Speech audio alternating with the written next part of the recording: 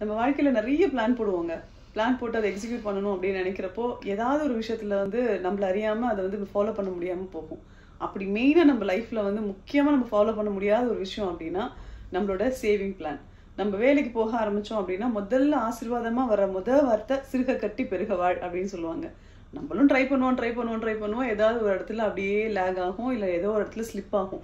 எங்கடான்ட்டு நம்ம இவ்வளோ சம்பாதிக்கிறோமே, இவ்வளோ செலவு வைக்கிறோமே, இவ்வளோ சேர்த்து வைக்கணும் அப்படின்னு பிளான் போடுறோமே, இவ்வளோ இன்சூரன்ஸ் கட்டுறோம், இவ்வளோ எஃப்டி போடுறோம், என்னென்னமோ பண்றோம். ஆனா நம்ம நினைக்கிறப்போ ஒரு ஒரு பொருளோ இல்லை ஒரு இடமோ ஏதோ ஒரு விஷயம் வாங்குறப்போ நம்ம கையை கடிக்குது ஏன் அப்படின்னு சொல்லி நம்ம நிறைய பேர் நம்ம தலையில வந்து குடஞ்சு நம்ம கேட்குற ஒரே கேள்வி இதுதான். எவ்வளோ சம்பாதிக்கிறோம், எங்க போகுது அப்படின்னு தெரியாம. ஸோ அந்த மாதிரி இருக்கவங்களுக்கு என்னோட லைஃப் எக்ஸ்பீரியன்சஸ், நான் எந்த மாதிரி விஷயங்கள் எல்லாம் ஃபாலோ பண்ணுவோம், எந்தெந்த விஷயங்கள் எல்லாம் அடி வாங்கி கற்றுக்கிட்டோம் அப்படின்ற விஷயங்கள் எல்லாம் இந்த சீரீஸில் உங்களுக்கு வந்து நான் ஷேர் பண்ண போகிறேன். ஃபர்ஸ்ட் ஸ்டெப், நம்ம சேர்க்கணும்னு முடிவு பண்ணிட்டோம்னு வச்சுக்கோங்களேன், பயங்கர செல்ஃப் கண்ட்ரோலாக இருக்கணும்.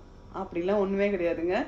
அழகாக பிளான் பண்ணிட்டீங்கன்னு வச்சுக்கோங்களேன், அதுக்கப்புறமா அந்த விஷயத்துக்கு வந்து இவ்வளோ மட்டும்தான் செலவு பண்ணணும் அப்படிங்கிற மாதிரியான ஒரு மைண்ட் செட்டை மட்டும் கிரியேட் பண்ணிட்டா போதும். ரொம்பலாம் கஷ்டப்பட தேவையில்லை.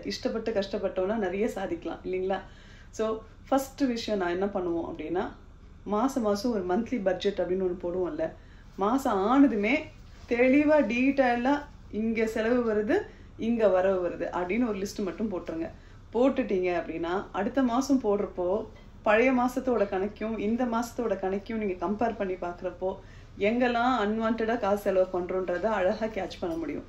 ஸோ விஷயம் நம்ம என்ன பண்ணுறோம் அப்படின்னா, நமக்கு எவ்வளோ வரவு இருக்குது, எவ்வளோ செலவு இருக்குது அப்படின்னு மனசாட்சிக்கு விரோதம் இல்லாமல் ஒரு கணக்கு எழுதி வச்சுக்கோங்க. அது போதும் உங்களோட அடுத்த மாசத்துல உங்களுக்கு தேவையில்லாத செலவுகளை கட் பண்றதுக்கு. So first we will fix our bucket. எந்த இடத்துல எல்லாம் லீக் ஆகுதுன்னு கண்டுபிடிச்சிங்கன்னா ஆட்டோமேட்டிக்காக அந்த இடத்த அடைக்க ஆரம்பிச்சோம்னாலே நம்ம பக்கெட்குள்ளார நிறைய விஷயங்கள் சேர ஆரம்பிக்கும். இது நம்மளோட வரவு மாத்திரம் இல்லைங்க, செலவுக்கும் பொருந்தும். அடுத்த சீரீஸ்ல அடுத்து என்ன ட்ரிப் அப்படின்னு பார்க்கலாம்.